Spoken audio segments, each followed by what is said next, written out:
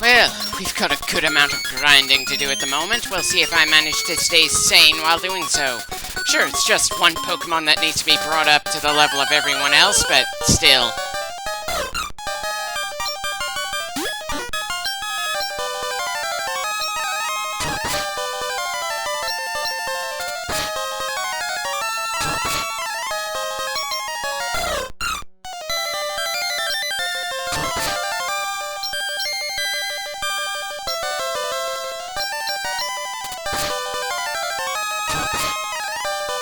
At least it looks like Caboose won't need to switch out with other Pokemon constantly in order to gain experience. That's a small mercy. Though maybe I'm just way too used to working with Pokemon that start off incredibly weak and need a lot of attention in order to make a force to be reckoned with later on.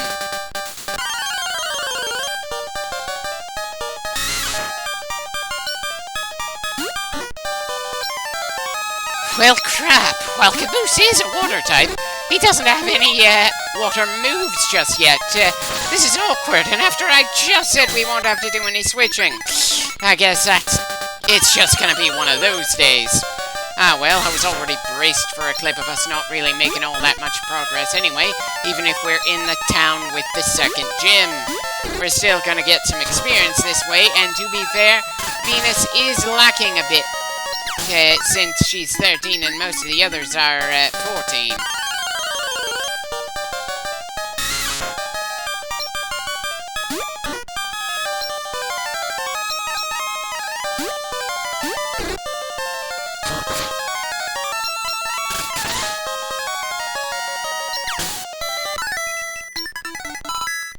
Just 6 or 7 more of those to go, and Caboose will be combat ready as we push onwards.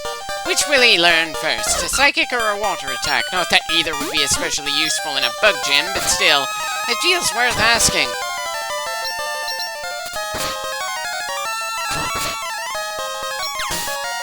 Probably a good time to heal up. Sure, we aren't in the red condition just yet, but each hit did a lot more damage than I would have hoped. Definitely gonna have to consider getting Marble back on this team, if only because we don't have a Rock or Steel type for physical durability just yet. The question is, what would a Geodude really replace? I like Vincent. He certainly does feel like he would be worth bringing the whole way through. He kinda feels more replaceable than Flender or Gramash somehow. Always a bit annoying when you're mentally building a team and shifting things around as you gain more and more Pokemon. You start thinking about what each member brings to the table, and unfortunately, it's not like the game does anything to give the Pokemon any actual personality of their own. Sure, the status screen mentions what their nature might be, and that helps determine some of their stats. Still, it's not exactly something I generally pay attention to, even though I probably should. I know I'm not an especially amazing Pokemon trainer, or a particularly amazing gamer in general, really. Still, the important thing is that we're having fun as we get things done, and I am, even if grinding doesn't seem to be especially fun in and of itself. Anyway, that's another level up. Definitely making some good progress at the start here. It probably helps that the Pokemon we're taking down aren't that far away from Caboose's level at the moment, though that will change as we keep going.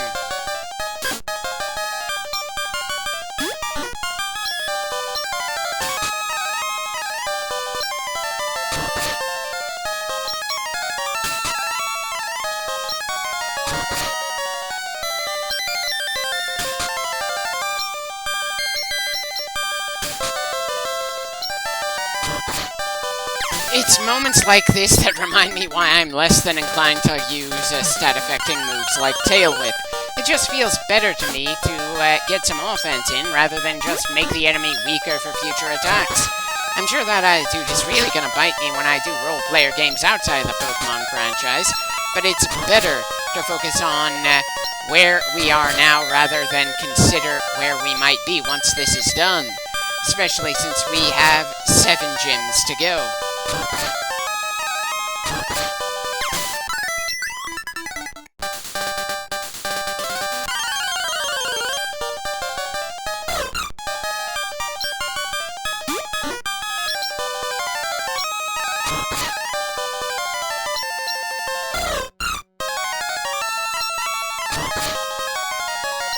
Definitely appreciate the luck that we only needed 2 hits against that one, though I was kinda hoping that would be enough for another level up. Guess I was asking for too much.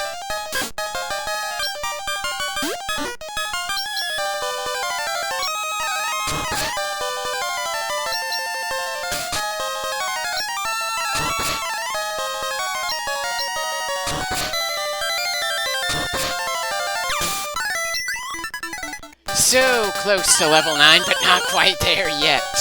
Caboose is certainly getting up there faster than Vincent Phoenix or Flender ever did.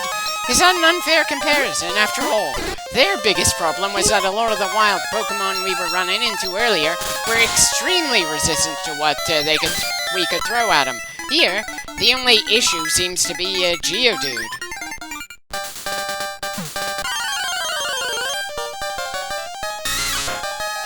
So, of course, Geodude suddenly becomes a lot more common for the sake of making this process just a little more annoying. It's a damn good thing I'm not in any actual hurry out here, and that Venus needs a bit more leveling up to match the 14 of the rest of the team here.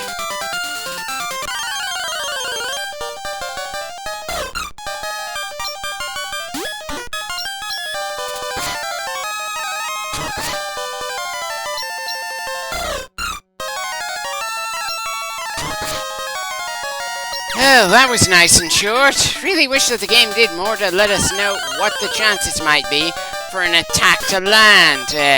But maybe that's just because that little thing in Fire Emblem and XCOM where you see the odds of the hit before the hit just feels like it could be in so many other genres.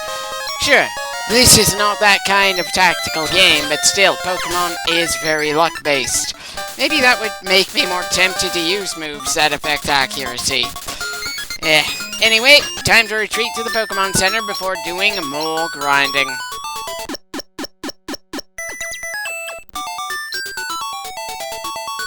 Definitely feels like we're gonna finish grinding Caboose in this clip. Easy to say when I'm fast-forwarding so much, but still, it's nice to know that we're making progress and have some form of end of the tunnel in mind as I'm working on a given clip.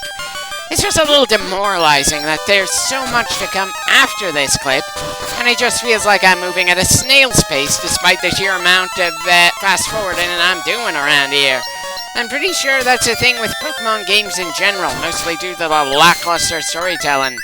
It's not like I've LP'd enough role-player games, Japanese-made ones in particular, to know for sure. Great. Now I want to take a bit of a break from Pokemon Generation 2 to go through the original Final Fantasy as soon as I'm done with this clip. Probably not a great sign for how I'm doing in my Pokemon journey that I want to go through another journey before we're done with this one.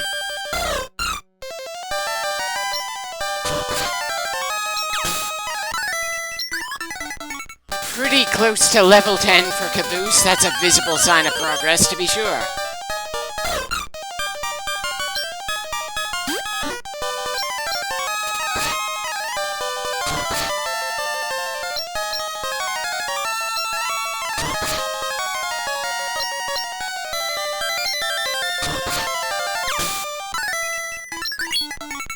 And that's level 10 for us. Just 3 or 4 more levels to go, and I'll feel confident in Caboose going forward against the trainers we're expecting to deal with in the gym.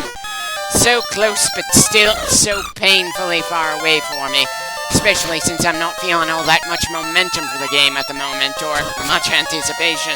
I'm still gonna push myself to finish this game. At the very least, this is a nice follow-up LP of the first generation Pokemon playthrough I did. But there is no getting around the fact that I'm forcing myself through what we're seeing in the game at the moment. And every time I sit down to work on the footage of this game, my day just feels like it drags on. Though I don't think I'm gonna have all that much to say when I start working on Final Fantasy 1.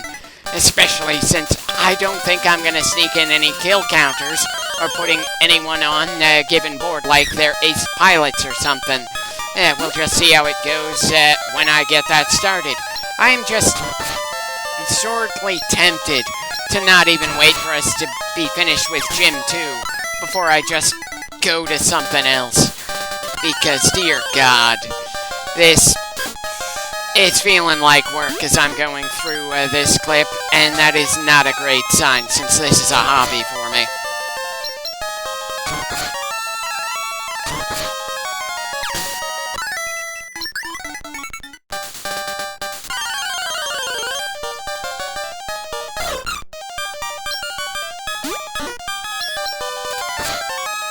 Well, that didn't do much to us considering we were hit by a critical.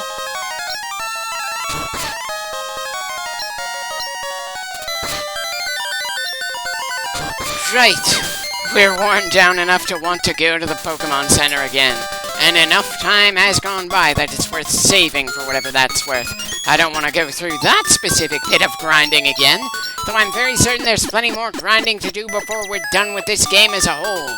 And I suppose I'm halfway through the clip based on the footage I set up for this thing.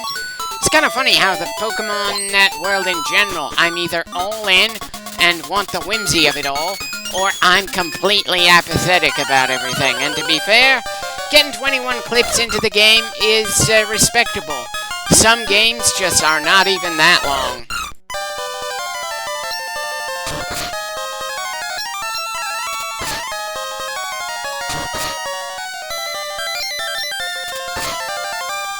Well, Caboose is certainly a tanky bastard, that's for sure.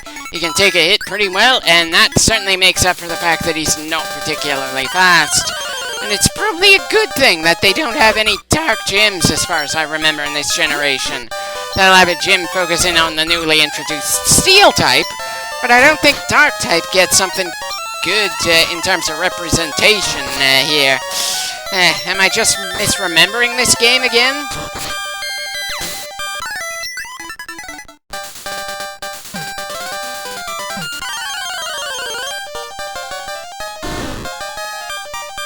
Well, it's been a while since we've seen an Ekans in this field of grass. Not sure when this game threw an Ekans at us.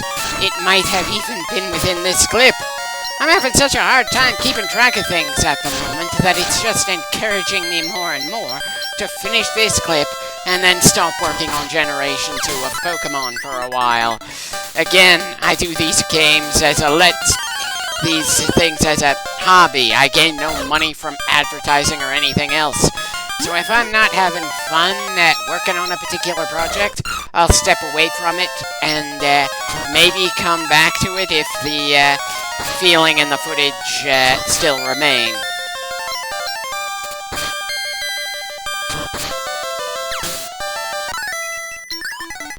Right.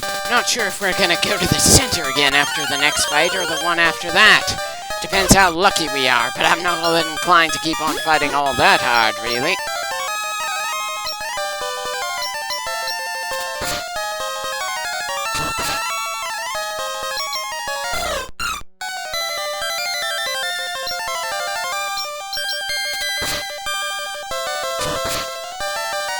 Getting a critical hit there isn't really lucky at all, since it would have taken the Spearow out in any kind of hit. And great, now I'm wishing that there was some special animation and sound effect for a critical hit in this game. Again, I'm thinking of Fire Emblem. Granted, the first Fire Emblem ever released in the United States was released on the Game Boy Advanced, the handheld console that came out after the Game Boy Color that this game is on. But what I'm saying is that even on handheld consoles, these games are capable of more visually. You can do so much with sprite work, and yet Pokemon didn't do much of anything with the animations for the games back when it was two-dimensional. To be fair, the first two generations of Pokemon, that was pretty forgivable. But the fact that we barely see any better from the 2D games when Nintendo has other games that can do some damn nice things on similar hardware should have been quite the hint that when they went to 3 dimensions, that they would be a bit lacking. And thinking back, I have to wonder why people only really got vocal about that lack of effort in the 2 Switch games. I mean, sure, there was complaints before then, but it felt kind of endearing almost, while now it is more infuriated. Is it because of the other things in the earlier generations that make up for lackluster visuals? Anyway, guess I'm finally getting a Nim on my team, assuming you can really say she's on the team when she's gonna stay in the box. Very unlikely to see any action whatsoever. Hell, I'm not even gonna bother slowing the footage down for us to read the Pokedex entry here. Again, I'm not feeling it for the game at the moment, and I feel guilty about that. It is indeed a fun bit of nostalgia, but Pokemon is the sort of game I chip away at, not sit down and do for large chunks. Are you on your way to the subway? Play Pokemon. Are you catching your breath on a bench? Play Pokemon. It's that frustrating thing that the world as a whole draws me in, but the stories of the games themselves just do not do enough for my taste. The Pokemon world is one of the bare few fictional worlds I've gone through that I would not mind getting isekai'd into, even if I'm not all that skilled at it. I certainly wouldn't say the same for Gears of War or Final Fantasy, any of those iterations. Things are generally too damn dangerous for the average person there. Granted, those games are never as absolutely bleak as the likes of Warhammer 40k, but still. In Pokemon, if you're not a protagonist, you can still have a good amount of fun in the world, have some measure of impact, and it's not like you're in a constant sense of danger if you know what you're doing. It's not completely without dangers at all, but it's still a very lighthearted world for the most part. But every other book or TV show or video game I'm interested in is generally either a horror situation or a war situation of some kind. And if you are not a protagonist in any of those kinds of stories, you are in for a very rough time.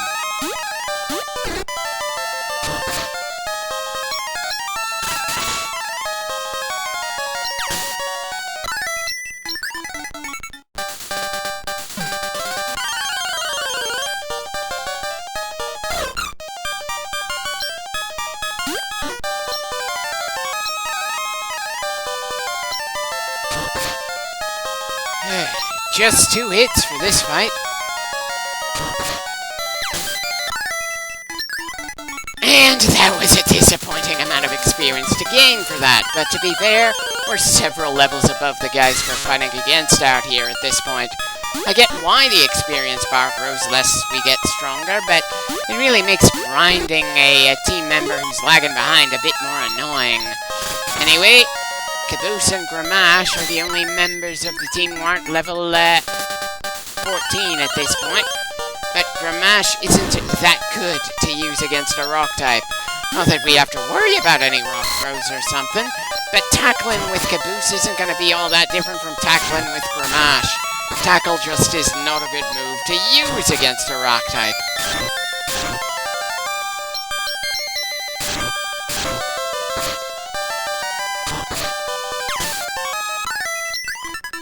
About halfway to level 13 for Caboose, very close to finished with the grinding. And again, I wish there was more I could look forward to in this clip. How many grinding-focused clips have we had in this game? And the, of course, 21 clips that we've been through. How many more are there in the future of this game in the odd update schedule I'm going to have once I'm done with this clip? Not that I really have a schedule for this sort of thing, I just work on game commentaries when the mood strikes me. Maybe I'm tired from work and want to get something done on a random Let's Play. Maybe I'm feeling energetic in the morning and open one of my editing files. If I get 3 clips done in a single day or 1 done in a full week, it doesn't really make a difference to me because this isn't a money-making method. There's no sense in burning myself on it, and good God, I've seen plenty of people burn out over the past decade in various ways, some more depressing than others.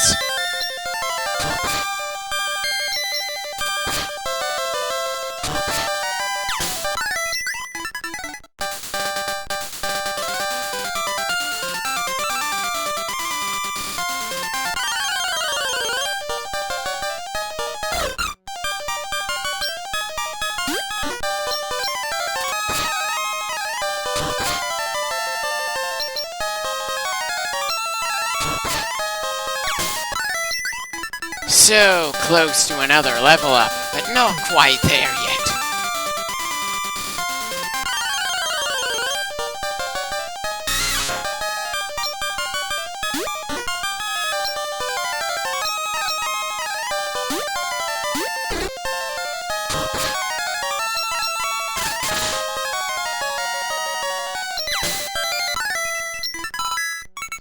And now Caboose is the same level as Gramash. Wait, why am I going through the grass when they're this worn down?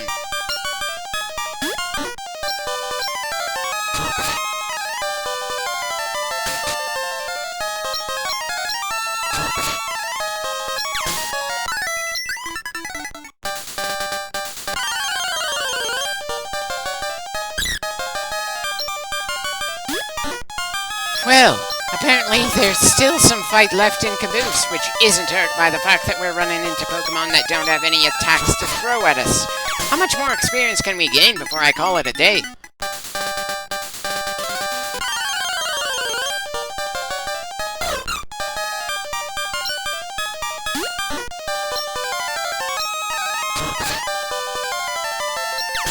Huh. Didn't expect to one-shot that bird.